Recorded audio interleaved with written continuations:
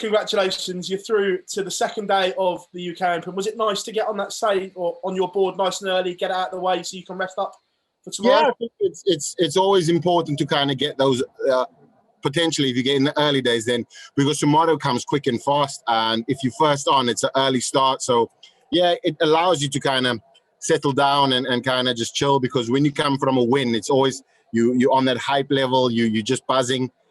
Social media normally goes crazy and you don't really get a great sleep. But now it's just after 8:30 and I'm able to probably fall asleep at 10:30. So yeah, I'll be fresh and ready for tomorrow. What's it like trying to prepare for this? Because obviously you don't know when you're on. When the draw's done, you could be on first or you could be on last. How do you get ready for that, not knowing? The most important thing is to make sure that you are focused for the day. So obviously everybody watches the darts through the day as the day goes. I normally have a early afternoon kind of practice, and then you act as though you're going to be first on for the day or for the evening session. And that kind of preparation, obviously, if you're later on, it's great because you can come, you can chill, and you've already prepared half the way through. So for me, ultimately, I start slightly earlier. Prep starts at 4 o'clock, and then when the announcement comes through, you kind of almost halfway through your preparation, and it's just kind of a bonus if you're second on, because it means that you get an extra half an hour, 40 minutes on your prep, which is always great.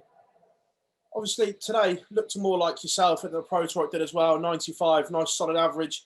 You touched at the Worlds that you didn't think you were ready because of the injury you had. Now, looking back, was the injury maybe a bigger factor towards the back end of last year? Now you've had time to rest, you feel yourself again?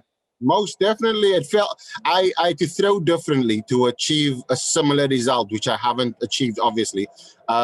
And I think that the injury definitely had a massive impact. So you think about it, and people always go, yeah, but he's tailed off, and all of these things that I've seen, these kind of posts. And in my mind, I'm just like, ultimately, people don't understand the elements that you face. It's the fatigue, it's staying on the road, it's all of these things that factor in. And Gezi coming through at the end, I mean, that shows you how big a fitness, being fit to play the sport is so important. And yeah, I've kind of taken a leaf out of his book, and definitely I've rested the rest after the Worlds, and then got back into preparing. So I needed to kind of dissect the throw completely and then start building from the bottom up, in a sense. So last week, like you alluded to now for the Pro Tour, was kind of just it's the first event that I've played in the season, and I was looking forward to just kind of seeing where my throw was and exactly what the performance was. And I felt great performing well against top players, and especially on the third day when I played probably my best darts for the weekend, and that for me kind of carried over this today, and I came out hard at the start with loads of 1080s, missing 9 darters, and I feel back into kind of almost shape, but I think that there's loads more that I can get to. And obviously, just touching on that for my last one, obviously, where it was a wrist injury, do you have to make sure that it doesn't repeat itself and reoccur, and do you know how to prevent that happening again? Yeah, I think it's just hard. Like, obviously, back then, last season, I with my throw coming into kind of form, in a sense, it's the first time that I threw like that. So I found myself in a position where I needed to almost kind of watch what I'm doing back end, because it was the pain and visiting masseuses all the time and making sure that the rest is kind of limbered up, in a sense, to perform.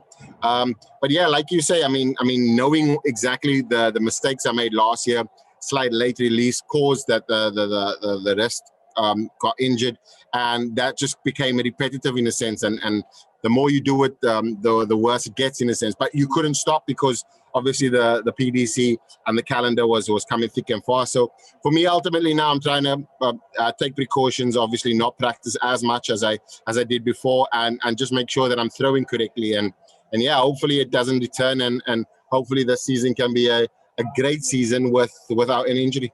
Devon, pleasure as always, mate. Thank you very much. Thanks a lot, Phil. Dev, you say there about making this a great season. What would that entail for you? What do you think needs to be achieved for it to be a great season?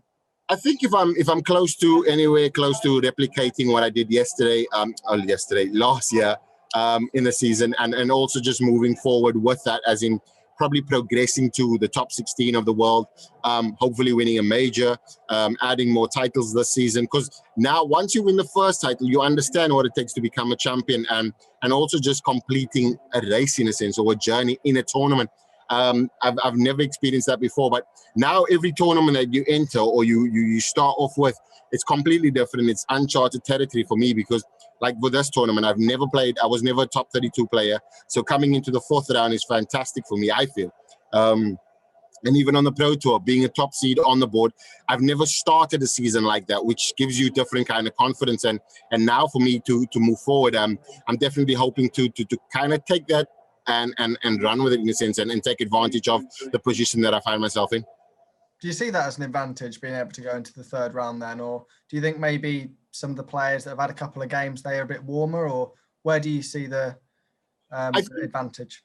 I think for players that are constantly performing well, it's great to not be exerted in a sense, because if, for example, let's say, for example, you're playing an hour of great darts, but you're playing 2 hours of competition. So your hour now, I mean, you kind of shifting closer. So let's say you're playing an hour and 15 minutes of a tournament, then ultimately you're going to be playing most of your great darts, you know what I mean? So for the players that come in strong, I mean, if you start in round one and you find yourself in the latter stages of this tournament, you'd be exhausted by now tonight. Some players are playing great, like the likes of Alan Suter. We see how brilliant he's performing. He's one of the standouts. But there's other players that obviously struggle with the latter stages of these tournaments. And for us to come in at this point in time, it's advantageous. But that's obviously the UK Open and the FA Cup feel to it. I've just what's the like being in the venue with all 8 boards? Obviously, you've got the TV stage, stage 2, and you've got all the other boards. But what's it like being in that sort of environment? It's fantastic, because it's literally Bolton-esque when the UK Open was hosted there, and we had all the boards surrounded, and you kind of see different players, and some players celebrate, some don't. Board 2 is quite close to the other boards, so yeah, I think it's just fantastic, and I know that obviously the PDC and taking it back to Minehead is a major factor, because you have a bigger crowd there. You have but this is fantastic, and it just reminds us back of Bolton, basically. So it gets the Devon seal of approval, does it? 100%, and it's fantastic that the PDC can still host these majors along with the likes of ITV Sport and Ladbrokes, and you look at different tournaments, and you look at the way in which the world looks now. I mean, having these tournaments is you don't know how much work is put into it, and you can actually see it now when you're here. So yeah, you just got to give kudos to everybody obviously involved. Brilliant. Cheers for your time, Devon. Best of luck tomorrow. Cheers. Thanks a lot.